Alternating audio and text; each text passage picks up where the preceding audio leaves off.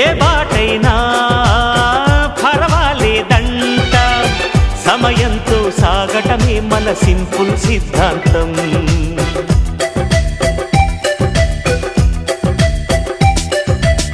చిరుగాలికి పరిమళమిచ్చే సిరిమల్లెల వనమై ఉందాం, గగనాన్ని నేలను కలిపే హరివిల్లుల బంతెన అవుదాం. ఆనందం అంటే అర్థం మనమందా, ప్రతి పూట పాతై సాగే హుషారు సరిగమలో. ఎన్నో ఎన్నో రాగాలుండే సంగీతం కాదా, చల్లకి నవ్వుల కేరింత.